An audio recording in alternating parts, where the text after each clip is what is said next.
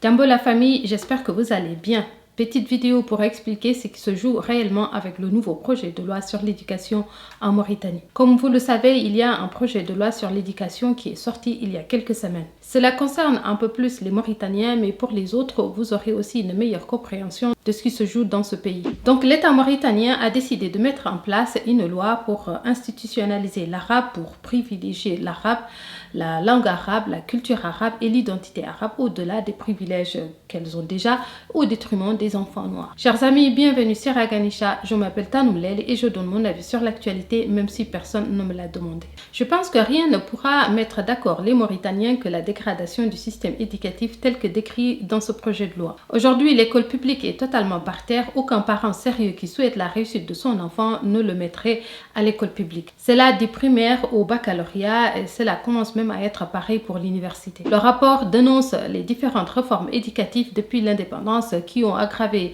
les problèmes de l'éducation au point de remettre l'unité nationale en question. Mais il n'y a jamais eu d'unité nationale dans ce pays depuis qu'il est pays. Il y a juste des périodes où votre genou pesait si lourdement sur nos coups qu'on ne pouvait pas protester. La nation mauritanienne est construite autour des ethnies, des identités. À l'indépendance, nos papas ont voulu en faire partie contre la garantie que nos identités seraient respectées, que toutes les identités seraient traitées avec égalité. L'arabe, le poulard, le soninké, le wolof et même le bambara que vous refusez de reconnaître seraient traités de la même manière. Que toutes les langues de notre nation multiculturelle auront le même statut le moment venu. Mais dès le départ, vous avez fait une politique d'exclusion pour les uns et de favoritisme pour les autres. Mais on va rappeler clairement la demande des Mauritaniens depuis l'indépendance. Les Mauritaniens demandent un traitement équitable des langues nationales, leur reconnaissance et leur officialisation et leur introduction comme langue d'enseignement et de communication. Pour cela, il faut abroger l'article 6 de la Constitution qui fait de l'arabe seule langue officielle du pays. À la place, il faut que toutes les langues mauritaniennes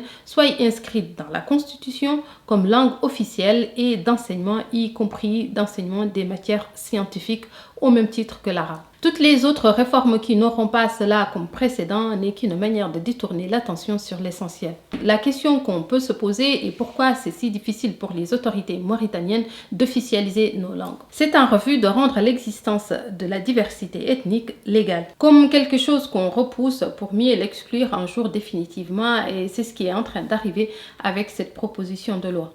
Le texte de loi dit, je cite, « Cette nouvelle politique parachève notre indépendance culturelle et fait sortir le système éducatif national de la bipolarité néfaste et inadmissible entre le français et l'arabe dans un contexte de relégation au second plan de nos langues nationales. » Toutes nos langues nationales s'équivalent au regard de notre devise nationale, honneur, fraternité et justice.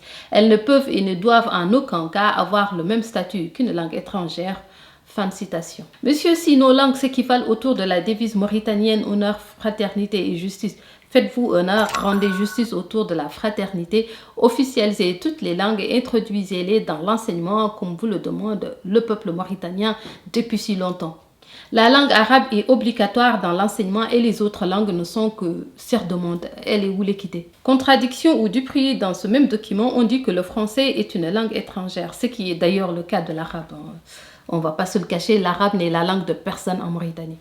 Ils prétendent que le français ne devrait pas être au même pied d'égalité que nos langues nationales. Si on regarde dans les détails, cela ne concerne que l'arabe qui est renforcé au détriment du français, non les autres langues nationales. Puisque l'enseignement du français sera renforcé comme langue de communication, donc même le français qu'on aime tant détester en public est mieux loti, puisque son enseignement va être renforcé et obligatoire, ce qui n'est le cas d'aucune langue nationale. Si on fait court, ce projet de loi d'orientation propose de façon décomplexée une unification linguistique de la Mauritanie par institutionnalisation forcée de la langue arabe. Même s'il y est écrit ça et là de façon contradictoire et peu convaincante qu'il faut que tout enfant mauritanien puisse apprendre dans sa langue maternelle. Cette loi, si elle passe, aura deux conséquences catastrophiques sur les communautés socio-linguistiques non arabophones.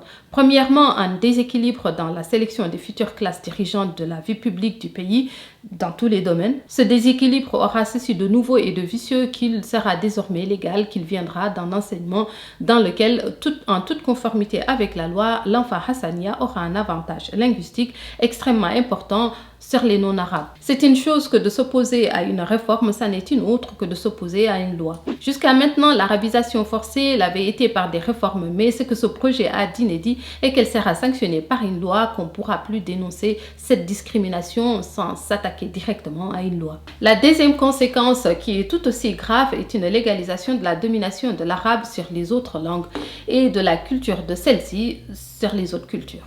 C'est-à-dire la loi donne un droit à une langue, une culture de dominer d'autres.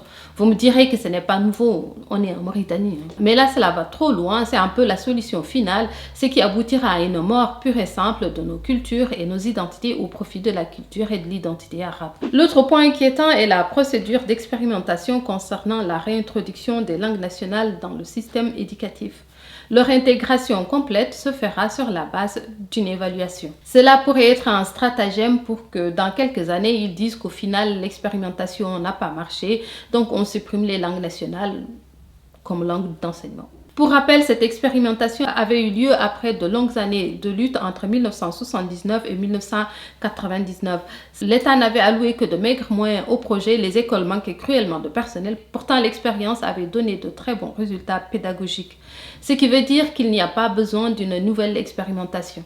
Les Mauritaniens doivent se rendre compte de l'injustice inquiétante que cette loi laisse entrevoir. Le système qu'il faut aux Mauritaniens pour leur bien et la cohésion et leur vivre ensemble est un système juste qui donne aux filles ou aux fils du pays les mêmes chances de développement culturel et de réussite éducative. Cela passe par une justice linguistique au niveau de nos moyens d'acquisition de connaissances. Cette uniformisation linguistique occasionnera de façon structurelle un grand déséquilibre dans la sélection des nouvelles générations. Les Arabes continueront à diriger le pays, à s'épanouir et à se concentrer sur l'essentiel, tandis que nos enfants seront derrière non seulement acculturés et en échec scolaire en comparaison des enfants arabes. Il y aura une espèce de reproduction de classe, les Arabes dirigeants, les Noirs, ouvriers, chômeurs, candidats à l'immigration. Si cette loi aboutit, on peut tout au plus espérer parler la même langue lorsqu'on s'entretuera à cause des conséquences de ce projet de loi. Seule la justice linguistique garantissant les mêmes moyens éducatifs et d'accès aux sciences et à la culture peut annuler les frustrations et éliminer tous les biais des sélections aux conséquences discriminatoires. Ainsi, il est non négociable de fournir aux langues Pulaar, Soninké et Wolof les mêmes moyens que ceux attribués à la langue arabe. Les matières scientifiques doivent être apprises dans ces langues aussi. Si la Mauritanie veut faire de sa devise une réalité et nous sortir de cette impasse où nous enferme le racisme d'État, il est important de traiter les langues, les groupes ethniques de la même manière.